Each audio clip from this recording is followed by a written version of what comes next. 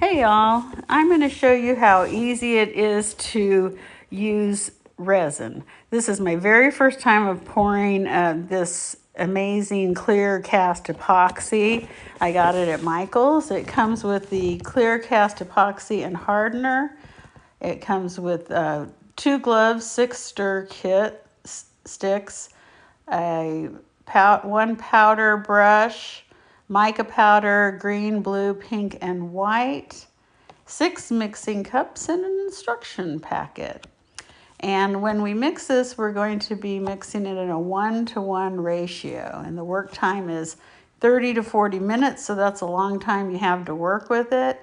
And you demold it in 12 to 24 hours. It's still a little soft when you demold it. So the instruction packet's really, really clear, easy to read. If you've watched enough people doing resins, you're going to see that you really don't even need the instruction packets. Now, it is important that you put gloves on for this, and you do have a well-ventilated room. And you're working with a clean surface, and that your mold is clean. Make sure there's no dust particles or anything that if you have used it before, maybe for clay or something. I also have some embellishments that I'm going to be putting inside it. And we're going to first measure how much we need of the A and B, the cast epoxy and the hardener. And you're going to want to make sure that you mix equal amounts of them. So if you have a cup, I used a bigger cup than the little cups that they put inside because I'm going to be pouring a bigger mold, and I also don't trust those little cups. I think I just needed something bigger. So I just got some plastic cups at the Dollar Tree, and they have little ribbed lines on them, so I use that as my marker, and I filled it up to the bottom line. And that did use quite a bit of the bottle. It used more than half when I did that, but again, it is a big mold that I'm using. And also, it's good to have a backup mold, something that's smaller, in case you have some extra. Then you can just pour it in there and you're not wasting the resin. So I made sure I had a little mold that had a rose and some scrolly things and some leaves that I set aside in case I poured too much. So once I mix get the two, one's thicker than the other, and you want to make sure that after you put the lid back on that it's sealed tightly. You don't want to tip it over and have it leak. And also pay attention to the expiration date on that. Once you open it, you can't just let that sit around in your craft room for a long time. So you're going to want to use it in a timely fashion. So don't buy too much if you're not going to be using a lot of resins. These little starter kits are good for small projects. I have enough to do another project on it. I just have to figure out what mold I want to use or if I have one. But now I think after this, I'm addicted, so you probably will be too. So I'm just making sure. I see a little speck of something in there, so I'm trying to get it out, making sure. Because once you pour that mold, that whatever little specks are in there, you're going to see it if it's close to the bottom of the mold. It's not going to float inside. And it is clear resin, and so it will show. It definitely will. And again, this is the first time I'm doing the clear. I did try yesterday the fast acting resin, and there's a learning curve on that. When I say fast acting, it sets very fast. So if you're not used to doing molds like a resin like I wasn't fast enough. It really started to set while I was pouring it. So I had to move really, really quick, and I didn't get all the things done that I wanted.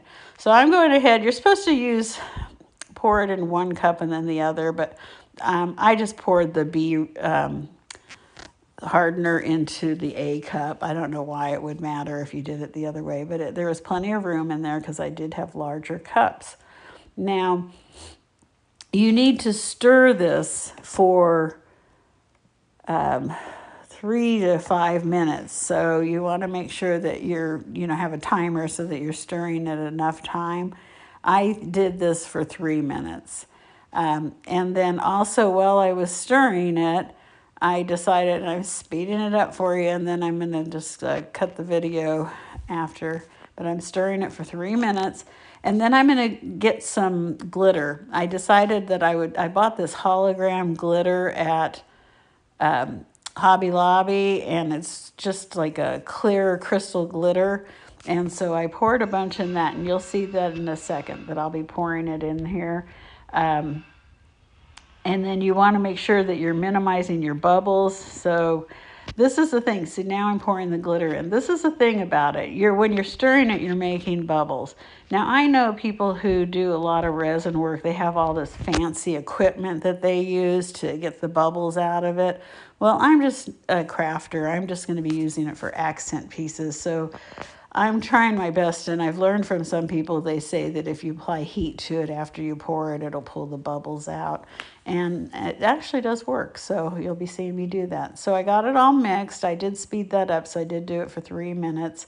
And now I'm pouring the resin into the mold. Now, it's really interesting because if you use your stick, if you have little like tight crevices that you need to push it through, I did hear that if you could get some kind of a syringe that would suck that up, that you could put some in there and squirt it into those little holes.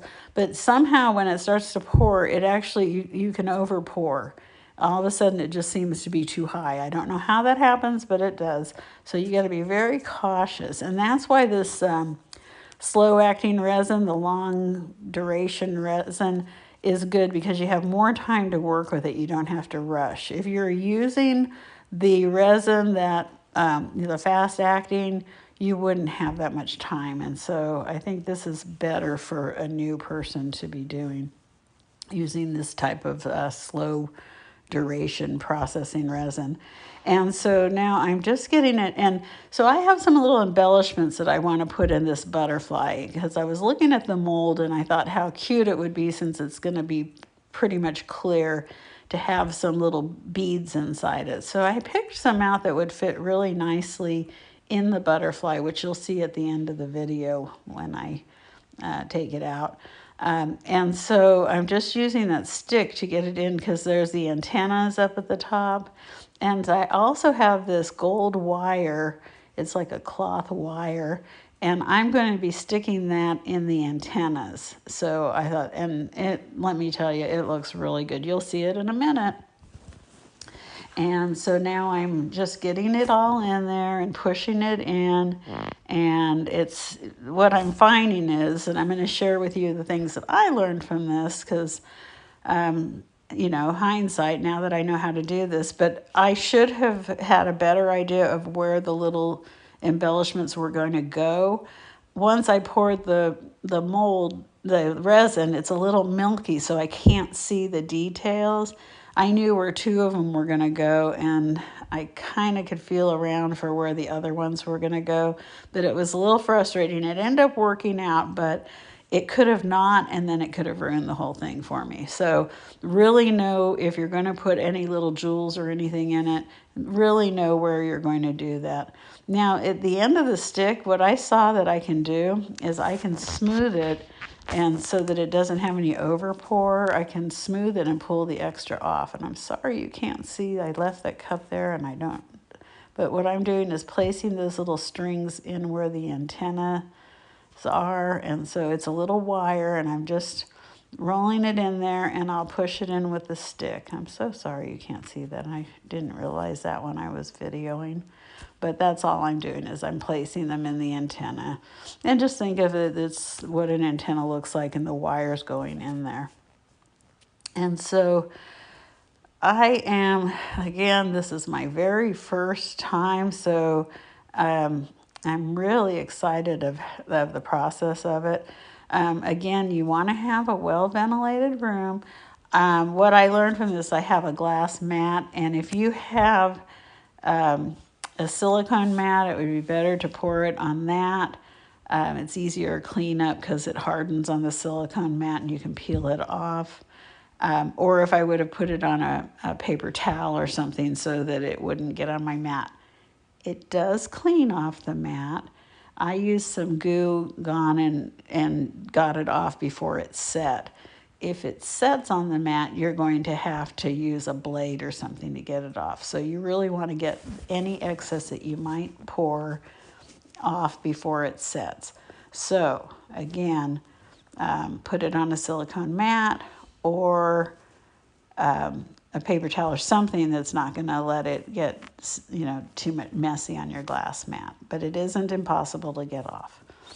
So I'm just fitting those in there. It is the detail part. Now, if this was a fast-acting resin, you wouldn't even be able to play with it and do anything, any embellishments or anything to it. It would already be halfway set because it's a 10-minute set time, and after about 2 minutes it starts to get warm and it starts to harden. So you really have to move really quick with that and know what you're pouring and where you're pouring it and go from there. But again, so this is really nice because I have 30 to 40 minutes to play with this before it starts to set, and I don't even have to worry about using the excess in the other mold yet. So these are all little tricks that I'm passing on to you so that you have an idea in hindsight of what I'm doing. So it's not that scary. I probably tried something a little more intricate than I should have for a very first time. But I had this mold. I got the butterfly mold from Temu, and it's beautiful. It's got a lot of detail. So you will be able to see that in a few minutes. So the body of the butterfly, I took 2 oval-shaped, like diamond-studded jewels and put them in it. Now, the detail is at the bottom, so I have them facing upside down because I want the detail to show. So anything you're doing, you're working upside down. So the top of it that you're looking at is the bottom of the mold, and the top of the mold is the bottom, which is against the mat. So that's where all the details are, and that's what you're going to be focusing on depending on the kind of mold you're using. Now I'm frustrated now because I can't see where the little things are. So I'm feeling around with the stick my stir stick. I'm feeling around the mold because I know kind of where they are. So I was able to find it, and I just need to stick them in there. So they're these little pearl and diamond little molds. So I'm trying to lift it up, which is not a smart thing to do because it's very liquidy. And I'm trying to see it with a light if I can see it. Now, you know what I should have done? I should have had a flashlight. I bet if I had a flashlight and shined it on there, I would have been able to see it. Darn it, why didn't I think of that? So I have the 4 little beads that I'm going to be placing, and I'm feeling with my finger because they're just a little round circle, and that's like the beads that I have. That it's a pearl in the middle and little diamonds around the outside. And I'm going to place 2 at the top and 2 at the bottom, 1 on each side of each wing of the butterfly. And so really that's all I have once I place those 4. And then it's just making sure that all the bubbles are out of it and just letting it sit and wait. Now, the difference between the fast acting and this is the fast acting I'd be already done and removing it. Now this one I have to wait 12 to 24 hours before I can remove it. So guess how many hours I waited to remove it? You're right, 12 hours, because I'm impatient. So a good thing to do is probably do it, after dinner, and then the next day when you wake up, you're ready to remove it. Or doing it early in the morning, and then before you go to bed, you can remove it, which is what I did today. So I'm just getting those set up, and once I get those where I need them, we'll see what I'm going to do next. So, have a pair of tweezers handy because those will help you place something where you want it, but then also clean them right away. Anything that you're using that you're not going to discard, make sure you clean it right away. And I would not run these things down any of the liquid in the sink that might be left over. I clean it out. I just use disposable cups, but if I wanted to clean it out, I would wipe it out with a paper towel before I washed it, just to get all the excess. But I think just to buy them at the Dollar Tree, the plastic cups, is the best thing. So I can see that I need a little bit more, so that's good. I've got 2 more to place. I'm trying to find the little holes and making sure that I have all the resin, enough resin in there that's going to cover all the little jewels that I placed in there. Again, the next mold I'm going to use I got at Hobby Lobby in the cooking section. It's a fondant mold. And what am I doing now? Goodness sakes, what am I looking for? So you're going to have a fondant mold, and that's what I'm getting, the fondant mold. And so I have all my jewels placed, and now I'm just making sure that I don't have any leftover residue in there, and so now I'm pouring the extra. And this one is a rose, and I'm going to do 3 leaves and 2 little scrolly things. Now, and that's going to look really cute, to use. You can use that on a tray or a picture. And you can paint these too if you want to. You can add mica powder to it while it's liquidy. You can put it in different cups so you have different colors to pour. And so I did the fast acting yesterday, and I used green mica powder for it. And so you can they do give you some mica powder in this box, and you can also buy a set of it in little packets at Amazon. And the little packets go a long way, and they're like $10 for, I think, a sampler kit of 24, and so they have a lot of them. So, but I think I like it clear. And again, you can paint them. So you can paint your resin with any of your chalk paints or acrylic paints, or you can color it with mica powder. This one I used the glitter for it because I thought I wanted that iridescence, and it's that hologram glitter, so it's going to look really nice. So once I get everything where I want it, I'm going to now apply heat to it. So I have a heat tool.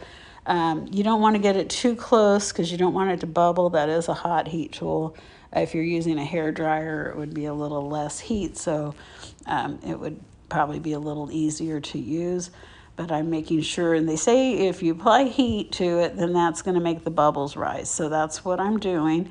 And I actually didn't have any bubbles when I took it out, which you'll see in a second.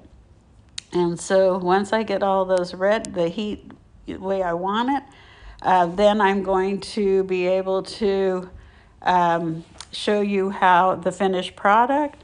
And it's almost ready. I almost have all the bubbles out of there, and you can kind of see, you'll be able to see them rising. And then once the bubbles are out, you just leave it alone. Just walk away, just leave it go.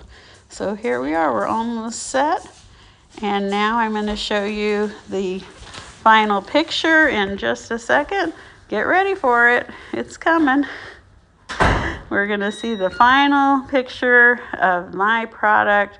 It is my butterfly, my roses, and the leaves. Look at that. Aren't they beautiful? That is just beautiful. So please, if you like what you see, subscribe to my channel. Don't be afraid to try resin.